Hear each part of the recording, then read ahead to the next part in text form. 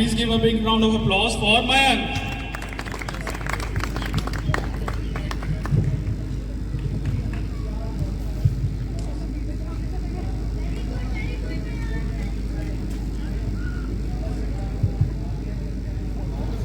नमस्ते, मैं मयंक बनारसी और मैं बनारस से यहाँ पे कविता सुनाने आया हूँ और बहुत बहुत थैंक यू।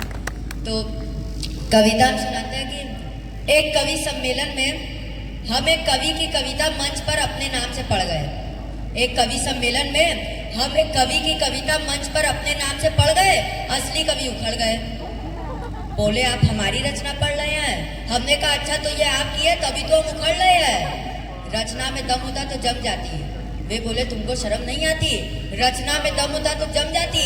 वे बोले तुमको शर्म नहीं आती। हमने कहा शर्म कैसी, आपने लिखी है जैसी पढ़ रहे हैं वैसी। अरे ये तो सिर्फ हमारा एक प्रयोग है, आपने पकड़ लिया मात्र संयोग है, वरना हमने बड़े बड़े हाई रेटेड कवियों की कविता हाफ रेट में चला दी। वरना हमने बड़े बड़े हाई रेटेड कवियों की कविता हाफ रेट में चला दी। आज तक पकड़ में नहीं है, इसको कहते उस्तादी। हाँ कभी सूरदास, तुलसीदास, कबीरदास, जिसकी कहो उसकी सुना दे। कहो तो भाई अशोक चक्रधर की सुना के तालियां बजवा दे, क्योंकि हमारे साथ ताली बजाने वाले श्रोता भी किराए पर चलते हैं। क्योंकि हमारे साथ ताली बजाने वाले श्रोता भी किराए पर चलते हैं। कितने बेरोजगार तो इसी धंधे से पलते हैं।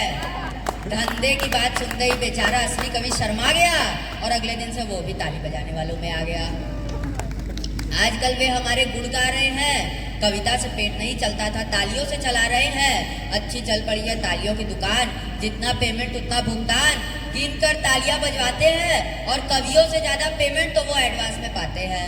एडवांस मिल गया तो वाह वाह, नहीं तो हाय हाय मचाते हैं। तो मैं बेरोजगारों पर आपको एक और कविता सुनाता हूँ। कविता का शीर्षक है बेरोजगारों का नगर। तो एक दिवस हमने बैठे बैठे ये तय किया कि मुल्क के बेरोजगारों का इंटरव्यू लिया जाए और उन्हें अपने ही आईने में पेश किया जाए। तो बेरोजगारों के नगर में प्रवेश किया। एक बेरोजगार ने ताना दिया, लो एक और आ गया। साहब को कुर्सी दो। दूसरा बोला कुर्सी, अम्मा यार कुर्सी होती तो ये बुढ़ापे के नाम से रोता, हिंदुस्तान का प्रधानमंत्री नहीं होता। हमने कहा अच्छा पानी पिलाएंगे। वो बोला कहाँ से लाएंगे, हम खुद प्यासे खड़े हैं और सारे कुएं डिग्रियों से भरे हैं। नल से भी उतना ही पानी आता है जितना दूध में मिलाया जाता है। मैंने एक रोते हुए बेरोजगार से पूछा भाई साहब आप क्यों रो रहे हैं, क्या बिना रिश्वत दिए कोई नौकरी प्राप्त हो रही है? वो बोला नहीं हुजूर आज हमारा जन्मदिन है, हमारी एज लिमिट समाप्त हो रही है। हमने कहा कमाल है, 25 साल का जवान खून बेकार और 85 साल का बूढ़ा खून इतना जोरदार कि सब सुविधाएं पाए और जवान खून सड़कों में सुखा दिया जाए। हमारे संविधान से कहना चाहिए कि एज लिमिट मंत्रियों के लिए भी रहना चाहिए।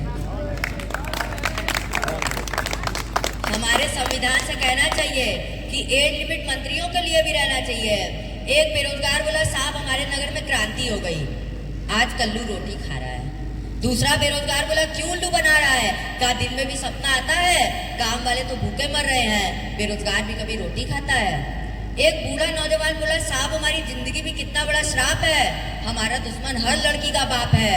वे हमारे माँ बाप से कहते हैं क्यों आपके साहबजादे अपने पैर पर खड़े हैं? वो बोलते हैं नहीं नौकरी के बिना फिलहाल लंगड़े हैं। वे हमें अपमान की बैसाखियां देकर चले जाते हैं और हम इस युग के श्रवण कुमार अपने माँ बाप को कंधा भी नहीं दे पाते हैं, अपने माँ बाप को कंधा भी नहीं दे पाते। एक बेरोजगार ने गधे को मारा। एक बेरोजगार ने गधे को मारा। मुल्क के सारे बेरोजगारों का गुस्सा उस पर उतारा। हमने कहा भाई साहब इस गधे ने आपका क्या बिगाड़ा है? वो बोले मिस्टर आप चुप रहिए, आप नहीं जानते कि इस गधे ने हमारा हक मारा है। एक धोबी को गधे की तलाश थी, गधे की सारी खूबी हमारे पास थी, मगर ये गधा साला इंटरव्यू पास कर गया और हमारा आदमी होना हमारा सत्यानाश कर गया। हमारा आदमी होना हमारा सत्यानाश। फिर हमने एक व्यक्ति से पूछा आप किस किस्म के बेरोजगार हैं? वो बोले हम भूतपूर्व पत्रकार हैं।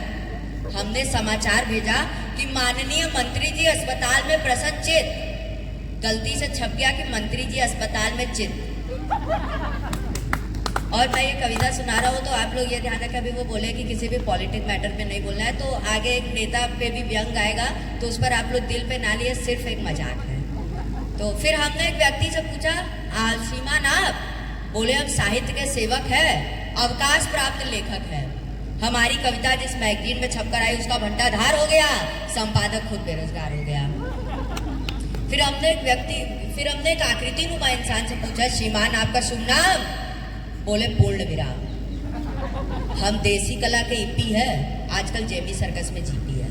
हमने एक चित्र बनाया था, एक सैनिक की जवान विधवा को चूड़ियां तोड़ते हुए दिखाया था, काश उसे कपड़े फाड़ता हुआ दिखाते, उसके जवान अंगों की प्रदर्शनी लगाते तो हमारे चेहरों पे भी शबाब होता, हमारी बाहों में भी सुबह का आफ्ताब होता, हमारी बाहों में भी सुबह का आफ्ताब होता।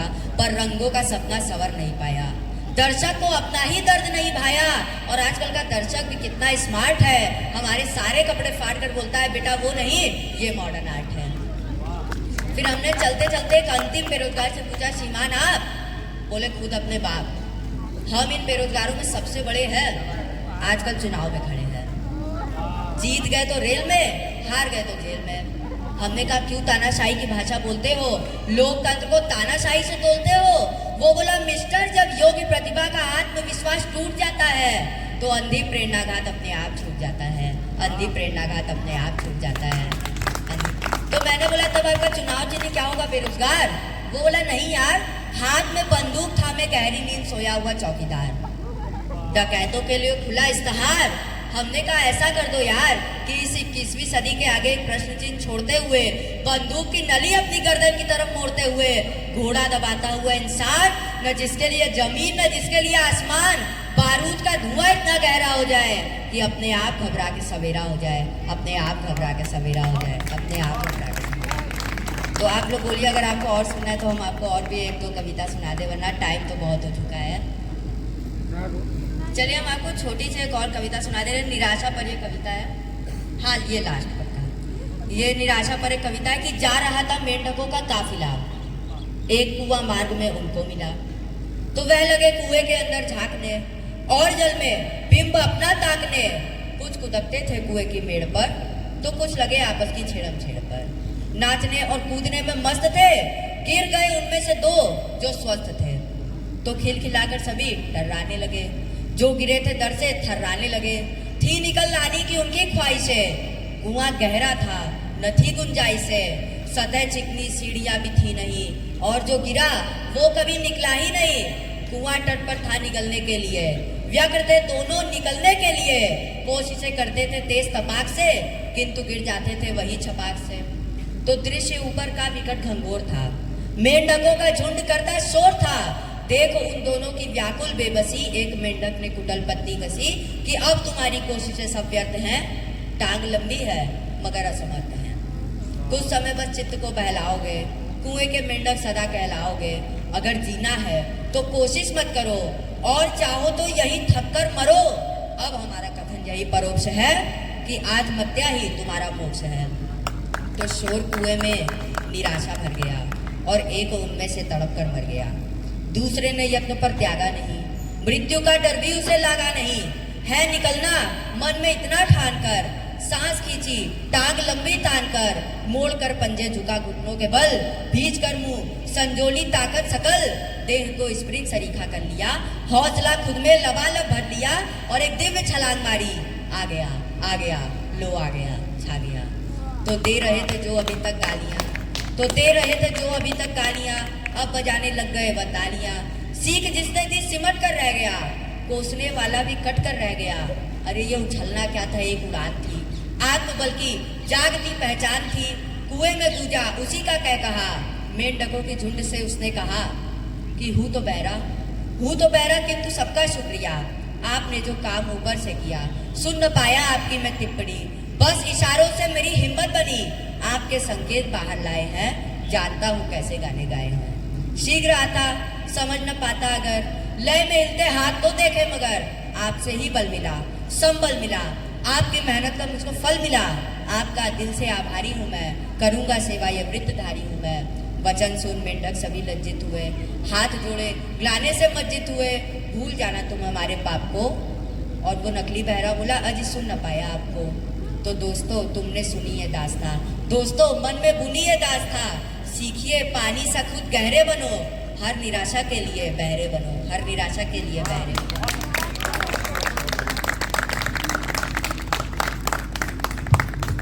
Thank you so much Mayank. एक बार जोरदार तालियां हो जाए मयंक के लिए, इतनी छोटी सी उम्र में इतनी बड़ी बड़ी बातें।